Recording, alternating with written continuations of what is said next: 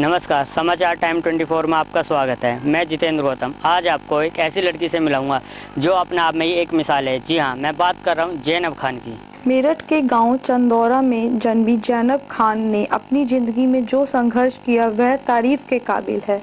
घर की आर्थिक तंगी और गांव के खराब माहौल के बावजूद ज़ैनब ने वो कर दिखाया जिसे एक आम लड़की सोच भी नहीं सकती। ज़ैनब जिस गांव से है वहां लड़कियों को बचपन से ही फैक्ट्री में मजदूरी के लिए भेज दिया जाता है। वहीं आर्थिक तंगी के चलते ज़ैनब को बचपन से ही फुटबॉल सिलने के पेशे में लगाया गया था। नन्ही ज़ैनब खेलने की उम्र में फुटबॉल सिलकर अपने परिवार का पेट पालने में मदद करती थी, लेकिन ज़ैनब को पढ़ने का बेहद शौक था। ज़ैनब काम के साथ पढ़ाई भी करती थी, लेकिन गांव में अधिकतर लड़कियां 8वीं क्लास के बाद पढ़ाई बंद कर देती थी। इसकी वजह गांव में इंटरमीडिएट स्कूल का नहीं होना था। इंटरमीडिएट स्कूल की पढ़ाई के लिए लड़कियों को दूसरे गांव जाना पड़ता था। ज़ैनब खान जी, आपका हमारे चैनल में बहुत स्वागत है। आप बताइए कि आपको जिस तरह से आप यहाँ इस माहौल में रहे, गांव का माहौल था, आप यहाँ पर किस तरह से पढ़े, आप जैसा अपने आप ग्रेजुएट हुए हैं, तो किस तरह की आपको दिक्कतों का सामना करना पड़ा इस बीच? मेरा गांव पूरा मुसलमानों का गांव है और यहाँ पर लड़कियों को नहीं पढ़ाया जाता था। इसकी दो प्रॉब्लम थी। एक तो मुसलमानों में लड़कियों को कम पढ़ाया जाता है कि इस्लामिक और दीन की शिक्षा लेनी चाहिए, और दूसरी ये थी कि गांव में स्कूल ही नहीं था। 8 क्लास तक स्कूल था और बाहर जाने के लिए 3 किलोमीटर का रास्ता पड़ता था, वो भी जंगल का रास्ता। तो आप जानते हैं कि लड़कियों के लिए माँ बाप कितने जिम्मेदारी निभाते हैं कि हमारी बेटी को कोई कुछ बोल ना दे, या बेटी के साथ आए दिन ऐसे अत्याचार होते हैं। तो बहुत प्रॉब्लम होती है लड़कियों को बाहर पढ़ने जाने के लिए। और आजकल के ये प्रॉब्लम आप भी देखते हैं कि किस तरह से आए दिन न्यूज़पेपर और न्यूज़ में दिखाया जाता है कि लड़की के साथ रेप होते हैं। तो इसलिए गांव वाले बहुत डरते थे। खासकर मुसलमानों में पहले से ही नहीं है कि बेटियों को पढ़ाया जाना चाहिए, बेटे को अक्सर हमें वो आगे रखते हैं। तो गाँव में मेरा पढ़ना, मैं खुद अपने गाँव की हाई स्कूल बेटी बनी, और मेरे फादर में भी यही थी कि मेरी बेटी बाहर पढ़ने के लिए जाए, और मुझे भी था कि पापा मुझे पढ़ना है। मेरे भाई जाते थे, लेकिन मेरे पापा ने आज 7 साल हो गए रेगुलर मुझे कॉलेज भी और इंटर हाई स्कूल, और आज मेरठ से मैं 4 साल से मेरठ पढ़ रही हूँ, तो पापा मुझे रेगुलर लेके जाते हैं। इसके लिए गांव वाले लोग बहुत ऐतराज़ उठा देते कि बेटी है, पढ़ाई के बाद क्या करेगी, खाना बनाना है, तो क्यों पढ़ाते हो आप। तो इसलिए पापा ने सपोर्ट किया और मैं अपने गाँव की हाई स्कूल लड़की बनी। फिर मैंने और लड़कियों को समझाया कि देखो पढ़ाई बहुत ज़रूरी चीज़ है, आप आगे बढ़ो तो ज़रूर कुछ ना कुछ आपको हासिल होगा। ये नहीं कि घर पे खाना ही बनाना है। आने वाली लाइफ में हमें पता नहीं कि हमारे लाइफ हमारी कैसी होगी, तो ज़रूर हमारी पढ़ाई काम आएगी।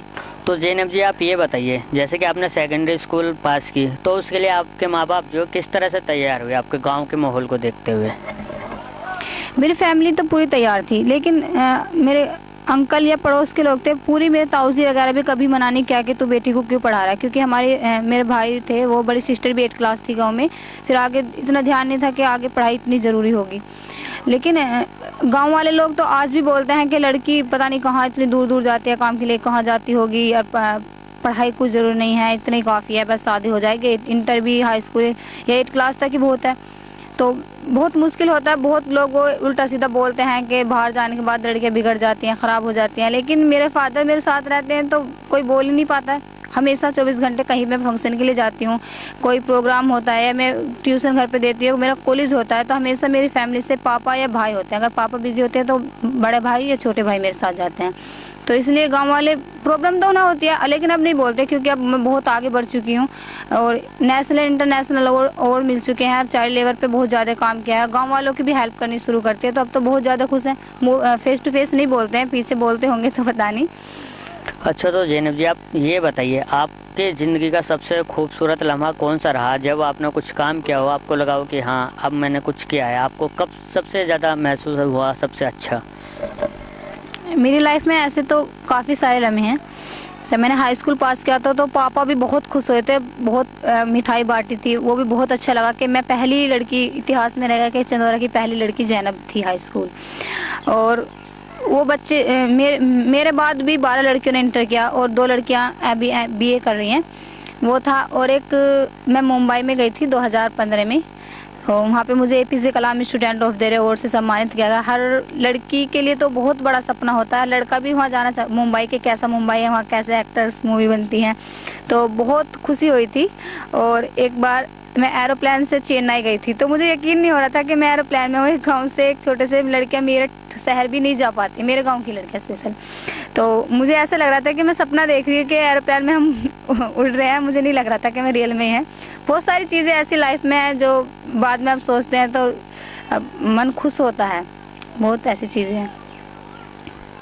अच्छा, तो ज़ैनब जी, जैसे कि हमने सुना कि अब आप गांव के जो लड़कियां हैं आप उन्हें भी ट्यूशन देती हैं फ्री में, तो ये आपने कब से शुरू किया था? देखो, मेरे बाद प्राइमरी स्कूल में अच्छी पढ़ाई नहीं होती है, तो लड़कियां 9th क्लास में खुद भी एडमिशन लेने से लड़कियों और लड़के भी नहीं कि हम 9th बहुत बड़ी क्लास होती है, हम कैसे पढ़ाई शुरू करेंगे, कैसे हम पास होंगे, फेल हो जाएंगे, नहीं पढ़ पाएंगे। तो मुझे लगा कि जो लड़कियां स्कूल नहीं जा पाती, जो मेरे से बड़ी एज की लड़कियां थी, देखो फर्स्ट क्लास में नहीं बैठ सकती जो मेरे से बड़ी थी, और 3rd में या 5th क्लास में अगर उनका हम एडमिशन कराते तो उनको कुछ समझ में नहीं आएगा। तो मुझे लगा कि क्यों नहीं मैं उन लड़कियों को फ्री में घर पे ही ट्यूशन देना शुरू करूँ। और अभी भी मेरे पास 140 बच्चे हैं जो ट्यूशन पढ़ते हैं, तो मैंने उनको फ्री में ट्यूशन देना शुरू किया। और फिर 1 साल या 6 महीने उनको ट्यूशन दिया, फिर अगले साल उनका एडमिशन उसी हिसाब से, एज के हिसाब से 1st, 2nd या 3rd क्लास में उनका एडमिशन करा दिया। अच्छा, तो ज़ैनब जी आप ये बताइए, आपको अभी तक किस किस अवार्ड से सम्मानित किया गया है, और जब आपको जिस अवार्ड से भी सम्मानित किया गया हो तो आपको उस टाइम कैसा लगा? काफ़ी सारे अवार्ड्स मिल चुके हैं, अभी शोकेस में जगह नहीं है नेक्स्ट अवार्ड रखने के लिए। और अवार्ड छोटा हो या बड़ा हो, सम्मान मेरे लिए, सम्मान बहुत बड़ी चीज़ होती है कि एक बेटी को एक छोटे से गांव से उसको सम्मानित किया जा रहा है। तो मैं हर अवार्ड और सम्मानित करने वाले की रिस्पेक्ट करती हूँ कि वो मुझे इस सम्मान के काबिल समझ रहे हैं। और जो भी अवार्ड माननीय मुख्यमंत्री जी से मैं 2015 में मिली थी फर्स्ट टाइम, तो मुख्यमंत्री जी ने मुझे ST वुमेन स्पेशल अवार्ड से सम्मानित किया था। तो मैंने उनसे ये कहा था कि सर मेरे पास अवार्ड बहुत है, अगर आप मेरे लिए कुछ करना चाहते हैं या मुझे कुछ देना चाहते हैं तो सर गांव में कॉलेज दीजिए। सर ने कहा था कि बेटा हम आपके लिए क्या हेल्प कर सकते हैं, बताना, अगर हम आपकी कुछ हेल्प कर सकते हैं। कि सर मुझे अवार्ड नहीं चाहिए, गांव के अंदर कॉलेज दे दीजिए। तो लोग पूछते थे कि तुमने कॉलेज क्यों मांगा, अपनी जॉब मांगते हैं। मैं कहा नहीं, अगर मैं जॉब मांगती अपने लिए तो सिर्फ मेरे लिए वो होती, मेरी फैमिली है, मैं उसको यूज़ करती। अब ये कॉलेज बन जाएगा, यानी कितने हज़ारों लाखों लोगों की, लड़कियों की, लड़कों की इसमें जॉब लगेंगी, तो कितनी सारी फैमिलियाँ खुश होंगी। हाँ, और शिक्षित होंगे बहुत सारे लोग। और ST वुमेन स्पेशल अवार्ड, इस अपने कॉलेज का best award, spark of the year award, और रानी लक्ष्मीबाई अवार्ड जिसमें माननीय मुख्यमंत्री जी ने 1 लाख का चेक देकर मुझे सम्मानित किया। और राज्यसभा से भी सम्मानित किया गया है, इंडिया प्राइड अवार्ड से। बहुत सारे अवार्ड हैं जो मुझे, APJ Kalam student of the year, काफ़ी सारे अवार्ड मुझे मिले हैं। और अवार्ड मिलने के बाद एक शक्ति सी, एक और भी ज़्यादा अच्छा लगता है कि हम और भी कुछ करें जो हमें और भी बड़ा सम्मान मिले। और भी लड़के प्रेरित होते हैं कि अभी मेरे अवार्ड मिलने से, जैसे मैं कॉलेज जाती हूँ तो बहुत ज़्यादा सब लड़कियाँ मुझे जानती हैं कि ये ज़ैनब हैं, वहाँ से आती हैं। और अपने कॉलेज की मैं वाइस प्रेसिडेंट भी समाजवादी पार्टी से।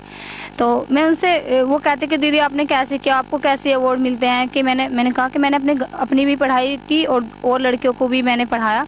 तो अभी 10 सेंटर मेरठ के अंदर चल रहे हैं जो जिसमें 60-65 बच्चे तक वो लड़कियों को पढ़ाते जो कभी स्कूल गई ही नहीं थी, उन सब लड़कियों को। तो उनमें से भी कुछ, अभी हमारे कॉलेज में फंक्शन होने वाला, तो उन लड़कियों को हम सम्मानित करेंगे। उनकी न्यूज़पेपर में उनके बारे में आया, वो भी लड़के काफ़ी आगे जा चुकी हैं कि तुमने ये कैसे किया, ये क्या हुआ। तो अवार्ड मिलने से और लड़की भी प्रेरित होती हैं और वो भी कुछ करना सोचते हैं कि हम भी क्यों ज़ैनब दी की तरह हम भी अवार्ड लेंगे। तो अगर कोई, थैंक यू करना चाहूँगी मैं मुख्यमंत्री जी का कि वो महिलाओं को इतना मान सम्मान देते हैं। अभी 400 महिलाओं को उन्होंने सम्मानित किया। इसी तरह हर देश में, हर क्षेत्र में, हमारे ज़िले में भी जो ऐसी बेटियां हैं, मैं औरों के लिए भी बोलना चाहूँगी जो ऐसा स्पेशल काम कर रही हैं, अपने फैमिली से अलग भी, लड़कियों के लिए बहुत मुश्किल होता है, तो वो उसको सम्मान करें। गांव वालों से भी कहना चाहूँगी कि देखो बुराई ना करें, अगर कोई गलत है तो हम अपनी बेटी की तरह उसे समझा सकते हैं कि देखो बेटा ये काम गलत है। लेकिन कोई कुछ चेंज करना चाहता है, अगर हम खुद चेंज नहीं कर सकते तो दूसरों को भी हमें रोकना नहीं चाहिए। तो आपको क्या लगता है जब आप इस मुकाम पे पहुंचोगे, अभी आपकी जो नेक्स्ट जो सीढ़ी होगी वो क्या होगी? अभी मैं MSW करना चाहती हूँ। और जो बच्चे कारखानों में या बाल मजदूरी करते हैं, बचपन बचाओ आंदोलन NGO है जो कैलाश सत्यार्थी जी का, तो मैं भी बचपन से उनके साथ 5th क्लास से मैंने चुनाव लड़ा था, तब से मैं उनके साथ जुड़ी थी और उन्हीं की तरह मैं बनना चाहती हूँ। और जो भी बच्चे पूरे देश पूरी दुनिया के अंदर जो भी बच्चे पढ़ाई नहीं कर पाते हैं या लड़कियों के जो अत्याचार होते हैं, मैं अपनी NGO को उन लोगों के लिए जो पैसा होगा मेरे पास या जो भी मेरी हेल्प होगी मैं सब उनके लिए दान करूँगी। अभी जो मुझे चेक मिला वो भी मैं कोर्स सब मैंने बच्चों को लिए दिला दिया। वक्त हो चला है एक छोटे से ब्रेक का। ब्रेक के बाद भी ज़ैनब की कहानी